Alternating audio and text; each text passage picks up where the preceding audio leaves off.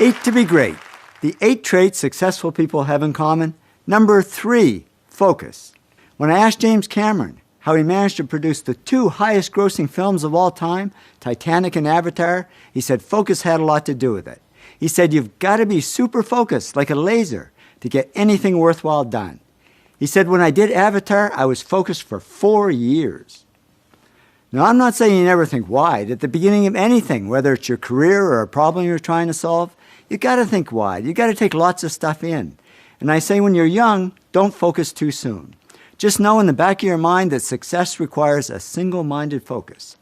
As Larry Page, co-founder of Google, said to me, you should focus on one important goal, and you need to be pretty single-minded about it. It was a single-minded focus that enabled astrophysicists to build a space telescope the size of a suitcase that only cost $10 million compared to the $2 billion it cost to build the Hubble. And when I asked mission scientist Jamie Matthews about it, he said focus is the key word for our success. We pulled this off on a tight budget and short timeline because we just did one thing exceptionally well. We didn't try and make the Swiss Army knife of telescopes that did a lot of things. Successful companies focus. When Tom Monahan, the founder of Domino's Pizza, was asked the secret of his success, he said a fanatical focus on doing one thing well. Bill Gates would agree. He says if you want to be a great software company, you have to be only a software company. You can't dabble in other things. But many companies and people do dabble, and I was one of them. After 10 years in the workforce, I was dabbling in many different areas, and on the personal front, I was all over the map. So I was okay at a lot of things, but I wasn't great at any one thing. And when I looked at successful people, it was just the opposite. They're not great at everything. They're only great at one thing. Quincy Jones told me he can't even drive a car because he's focused his whole life on making great music, and that's what made him great. So I figured I had to focus and become an expert at something. So I cut out all the dabbling and focused only on photography. I became a successful advertising photographer, and I even won top awards in both photography and video. So I discovered focus really does pay off. In addition to long-term focus, there's also short-term concentration. Just being able to put our heads down and get something done right now. Jennifer Mather, a famous animal behaviorist, says, I have a ferocious ability to concentrate. I can say I'm going to do this and close the rest of the world off. Concentration helped Yon Kim succeed. He was working at minimum wage in a 7-Eleven store. Then he developed Uri Systems, sold it to Lucent, personally made $500 million cash, and became president of Lucent Technologies. And he said concentration had a lot to do with it. He said, I can work day and night and maintain the concentration without getting burned out. So concentration is a valuable skill to develop. And it's not easy to develop when there's so many distractions out there.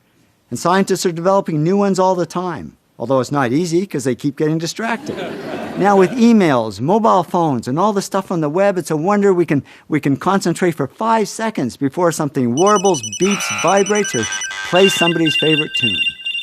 But the trick is to eliminate the distractions when we need to concentrate. Best-selling author Stephen King says if you want to be a writer, there should be no phone in your writing room, no TV, no video games. Draw the curtains, eliminate every possible distraction. And by doing that, he became one of the world's most popular writers. And remember, Warren Buffett became one of the world's richest men by living in a constant state of no distractions. It's called Nebraska. He says, when I worked back in New York, there were more stimuli hitting me all the time. It's much easier to think here.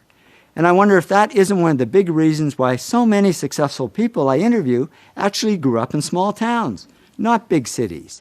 Fewer distractions, more ability to focus and concentrate. But now all that's going to change, because with the internet, we can be in the middle of nowhere and still be distracted. And concentration doesn't always mean being in a quiet room or alone. Many people actually use noise to eliminate distractions. Stephen King does. Remember, he's the guy who said, eliminate every possible distraction. But he also says, I work to loud music. For me, the music is just another way of shutting the door. John Seely Brown also uses noise to eliminate distractions. He's chief scientist at Xerox. And he said to me, I did my doctoral thesis in a bar because I loved the noise.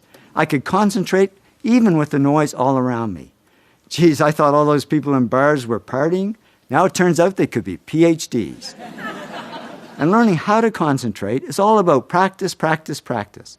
Lindsay Sharp heads up 4 museums in London, and he said to me, it's very hard to concentrate, so you have to practice a lot. He said, I learned how to study in the middle of an airport. So now if I'm concentrating and there's a siren outside, I don't even hear it. The bottom line, focus helps us succeed, whether it's long-term focus or short-term concentration.